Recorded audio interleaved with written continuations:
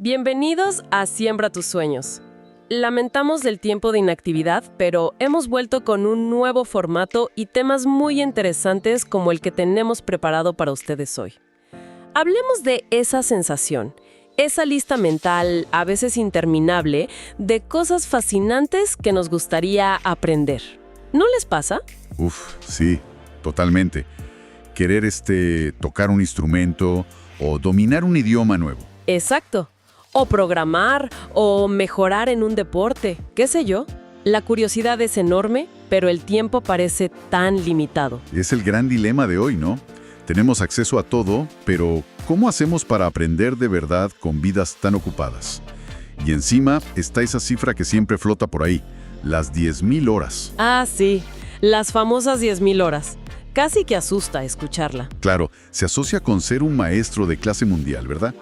Pero la idea de invertir, no sé, el equivalente a años de trabajo de tiempo completo para, digamos, aprender a tocar bien la guitarra. Pues sí, es súper desalentador. Hace que mucha gente ni siquiera lo intente, me imagino. Y justo ahí, fíjate, es donde entra la perspectiva que vamos a explorar hoy, que es mucho más, refrescante, diría yo.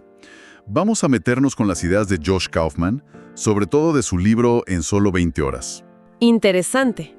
Su propuesta entonces es diferente. Radicalmente diferente y mucho más esperanzadora, creo, para la mayoría. Entonces, ¿la misión de hoy es como desarmar este enfoque? ¿De verdad se puede aprender algo nuevo y ser, bueno, no un campeón olímpico, pero sí bastante competente, invirtiendo mucho menos tiempo? ¿20 horas, dice? Eso dice Kaufman. La clave, según él, está en esas primeras 20 horas. 20 horas. Suena casi mágico comparado con 10.000. Bueno, no es magia, claro. Se trata de cómo usas esas 20 horas. Vamos a ver los principios que él propone, no solo para aprender rápido, sino, y esto es crucial, para superar esa primera etapa. ¿La de frustración? Esa misma, donde te sientes torpe, que no avanzas nada y dan unas ganas tremendas de dejarlo todo. Su método busca pasar esa barrera lo más rápido posible. Vale, me gusta. Empecemos por el principio entonces. El mito de las 10.000 horas. ¿De dónde salió y por qué se hizo tan popular? Pues la idea viene sobre todo de investigaciones de un psicólogo, Kay Anders Erickson. Él estudiaba a gente muy, muy top. Músicos de élite, ajedrecistas, atletas. Ajá, gente en la cima absoluta. Exacto. Y luego Malcolm Gladwell lo popularizó mucho en su libro Outliers. Pero el tema, como dice Kaufman, es que se sacó un poco de contexto. Erickson estudiaba el camino hacia la maestría de nivel mundial. Claro, pero la mayoría cuando queremos aprender algo nuevo, no buscamos ser el próximo Messi o la próxima Frida Kahlo. Quizás solo queremos, no sé, poder tocar algunas canciones en una reunión. Justo. O defenderte en otro idioma en un viaje, o hacer una página web sencilla para un proyecto personal. Es una meta distinta. Totalmente distinta. Kaufman diferencia mucho entre esa maestría de élite que sí requiere miles y miles de horas de práctica súper específica y lo que él llama competencia funcional. Competencia funcional. O sea, ser suficientemente bueno para usar la habilidad para disfrutarla. Eso mismo. Ser bueno para lo que tú necesitas. Y para eso, dice Kaufman, la cifra no es 10.000, es más bien unas 20 horas. 20 horas. Sigue sonando muy poco, ¿eh? ¿Cuál es el secreto entonces? O bueno, el método, porque no serán 20 horas haciendo cualquier cosa, ¿verdad? No, claro que no. Tienen que ser 20 horas de práctica inteligente, muy enfocada. Kaufman dice que el obstáculo más grande no es el tiempo total, sino esa frustración del principio. Sí, esa sensación horrible de ser malísimo al empezar. Esa misma. Cuando sientas que no avanzas, que eres torpe, es fácil abandonar ahí. Totalmente. Es más una barrera emocional, ¿no? Más que de capacidad. Precisamente. Y el método de Kaufman está diseñado justo para atravesar esa barrera rápido. Lo resume en 4 pasos clave. A ver, cuéntame esos 4 pasos. ¿Por dónde empezamos? De construir la habilidad, o sea, dividirla en las partes más chiquitas y esenciales. No intentar abarcar todo de golpe. Identificar qué es lo que realmente necesitas saber o hacer para tu objetivo. Entiendo. Como si quieres aprender a cocinar, no empiezas por alta cocina, sino por, no sé, cortar bien o seguir una receta fácil. Exacto, justo eso. El segundo paso. Aprender lo suficiente para poder practicar y autocorregirte. Ojo con esto, no es necesario leerse todos los manuales antes de empezar. Solo lo mínimo indispensable para poder arrancar a practicar de forma más o menos inteligente. Ajá. Y muy importante, aprender lo suficiente para poder darte cuenta de tus errores e intentar corregirlos sobre la marcha. O sea, menos teoría al principio y más lanzarse a la piscina. Pero con un flotador. Algo así, sí.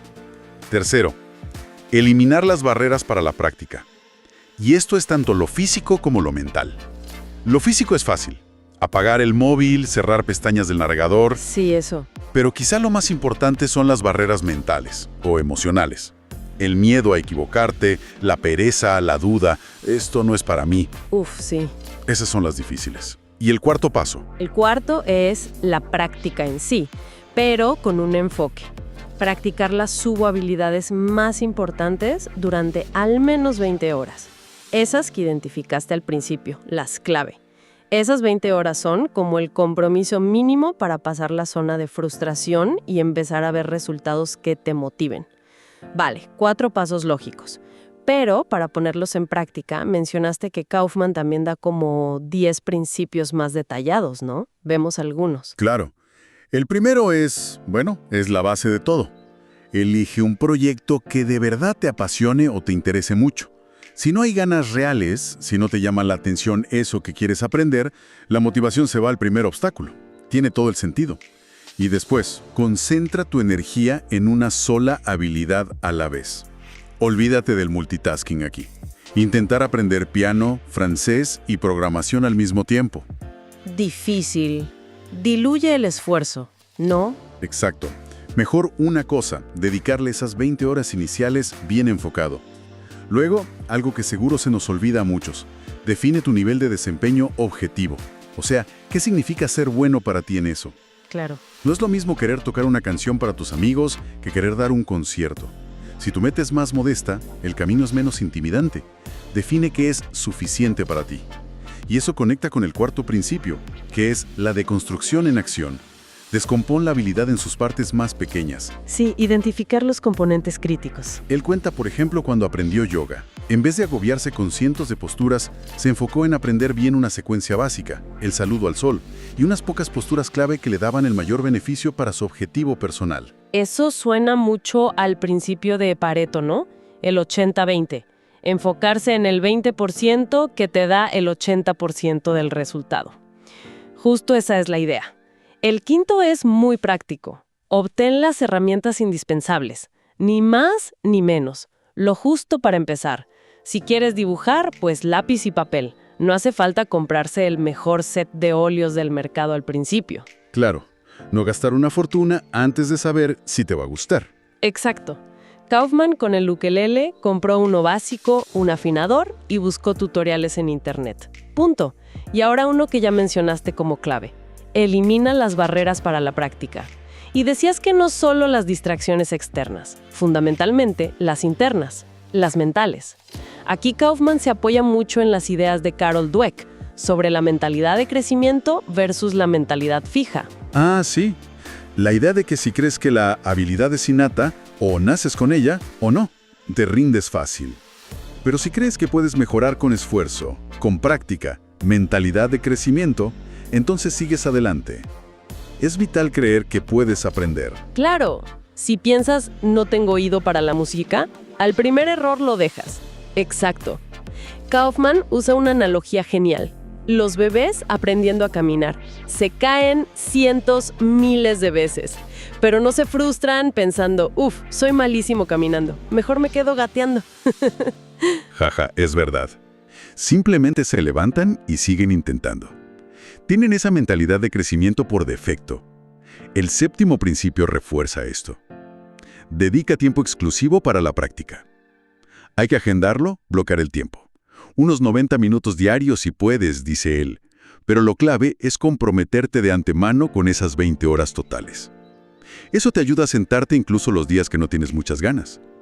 Y para que ese tiempo sea útil, el octavo, crea ciclos de retroalimentación rápida. Necesitas saber rápido si lo estás haciendo bien o mal. fundamental. Puede ser un maestro, un amigo que sepa, un software. Como al programar, que la compu te dice al toque si el código funciona o no. O grabarte tocando, por ejemplo, y escucharte. Cuanto más rápido sepas qué corregir, mejor. El noveno ayuda con la percepción del tiempo, parece. Practica en bloques cortos usando un temporizador, tipo Pomodoro, ¿no? 20-25 minutos a full, descanso corto y repetir. Sí, para que no se sienta como una tarea eterna y para mantener la concentración alta. Y el décimo es interesante, va un poco contra la intuición. Enfócate en cantidad y velocidad al principio, no en la calidad perfecta. Mencionaste un experimento de cerámica. Sí. El famoso experimento. Un grupo calificado por cuántas vasijas hacía, cantidad, y otro por la calidad de una sola vasija perfecta. Y el grupo de la cantidad terminó haciendo las vasijas de mejor calidad, porque al hacer muchas, practicaron un montón, probaron cosas, se equivocaron, aprendieron de los errores. Los de la calidad se la pasaron pensando en la perfección y casi no metieron las manos en el barro. Qué bueno. O sea, al principio, mejor hacer mucho, aunque no sea perfecto, que buscar la perfección desde el minuto cero. Exacto. Hacer, hacer y hacer. Eso acelera mucho el aprendizaje inicial. Esto rompe un poco la idea de la práctica sea el maestro, no. Sería más como la práctica con retroalimentación y enfocada en hacer te hace competente rápido. Justo. Y esto se relaciona con otra cosa importante que dice Kaufman. La diferencia entre aprender en la escuela, digamos, académicamente, y adquirir una habilidad práctica. Así, él contaba que estudió español años en la escuela. Sacaba buenas notas, pero no podía hablar. Exacto. Mientras que un amigo suyo, Carlos, aprendió inglés hablando por Skype con gente nativa, sin clases formales. Es la diferencia entre saber sobre algo y saber hacer algo. Totalmente. Saber las reglas de gramática, conocimiento teórico, ayuda, claro. Te sirve para autocorregirte, como dice la hipótesis del monitor de crashing. Pero no reemplaza la práctica real. Si quieres programar, tienes que sentarte a escribir código, a depurarlo.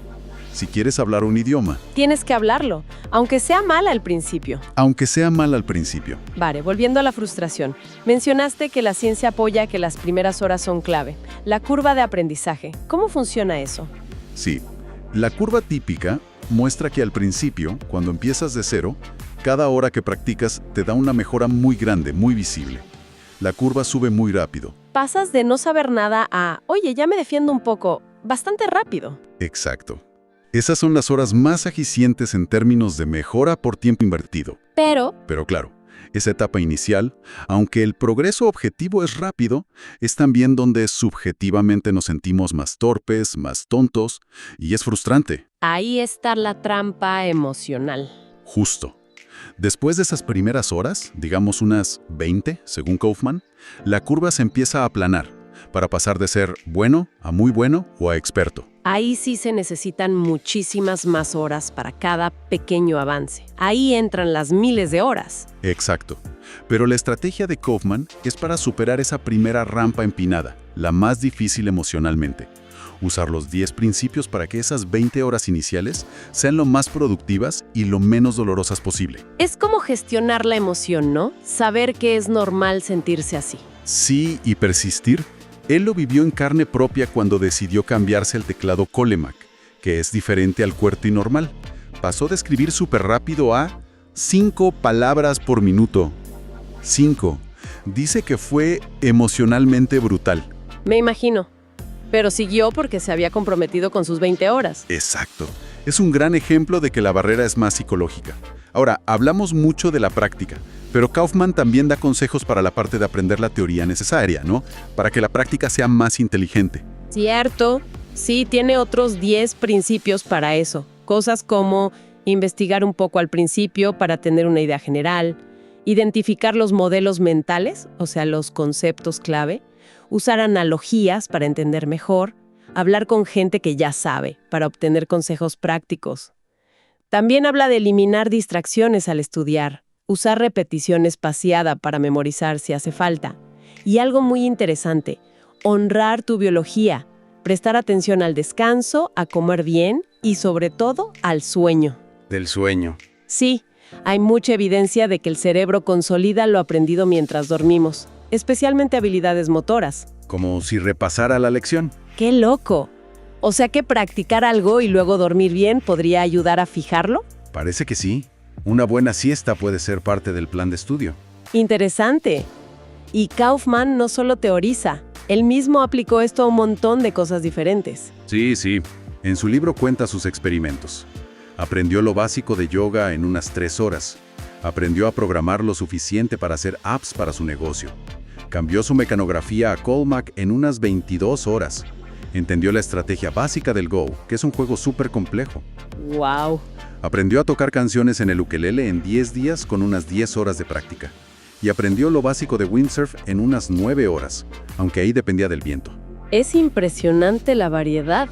Habilidades físicas, mentales, creativas. Parece que el método funciona para casi todo. Esa es la idea principal, sí. Que los principios de construir, enfocarse en lo clave, practicar superando la frustración y buscar feedback rápido son bastante universales para llegar a un nivel de competencia útil. Entonces, resumiendo, el gran mensaje es que no nos asusten las 10.000 horas. Exacto. No hace falta ser un maestro mundial para disfrutar algo nuevo. Las primeras 20 horas bien usadas te pueden llevar mucho más lejos de lo que crees, más allá de esa barrera de frustración inicial. La verdad es que es una idea muy potente y Liberadora. le quita peso al asunto de aprender. Sí, lo hace ver más accesible. Menos sobre talento innato y más sobre tener una buena estrategia. Y sobre manejar esa parte emocional, ¿no? El miedo a empezar a sentirse torpe. Totalmente. Kaufman insiste mucho en eso. La barrera más grande suele ser emocional, no intelectual ni física. El miedo a intentarlo. Me gusta eso, nos deja pensando. Si la barrera principal es el miedo a esa incomodidad del principio, Pues aquí queda una reflexión, ¿no? Kaufman muestra que podemos aprender mucho más rápido de lo que pensamos si logramos pasar ese primer bache. Entonces, la pregunta que queda flotando es, ¿qué habilidad, por pequeña que sea, tenemos ahí en la lista de pendientes? Y si nos animáramos a comprometernos solo con esas primeras horas, sabiendo que lo mejor, la competencia, el disfrute, está justo después de esa incomodidad inicial, quizás sea el momento de darle una oportunidad a ese sueño.